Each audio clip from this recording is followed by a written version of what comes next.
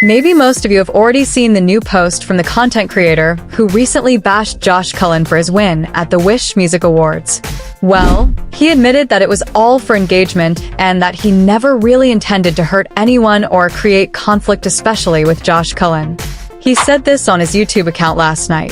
Let's hear his side. Yung mga hindi nating inaasahang nangyari kahapon, daw ang intention nga natin, kaya natin in-upload yung reels na yun, tsaka yung video na yun dito sa YouTube, is to gain engagement, syempre. Naging insensitive, yun. Naging insensitive ako. Hindi ko na inisip kung may masasagasaan ba ang community or may ma-offend ba akong partido, diba? Dun sa gagawin ko. Basta in-execute ko yung trip ko, which is mali.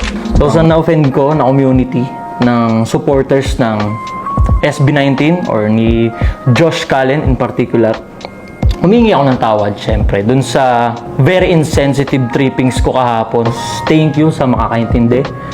Sa hindi ako mapapatawad, maintindihan ko pa rin. Gawa ng trippings talagang ginawa ko eh. Insensitive, di na nag-isip.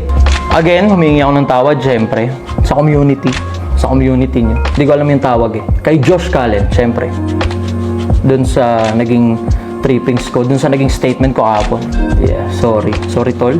Sorry, par. So, everything is clear now. He admitted that it wasn't because he disagreed with Josh's award.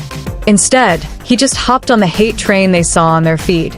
Since they have a large reach, it spread quickly. It's all over now, and he also deleted the hate posts they made for engagement. It seems they were just testing the engagement power of the 18 and shocked on how this fandom protecting the 5. Let's make sure to avoid this kind of engagement in the future.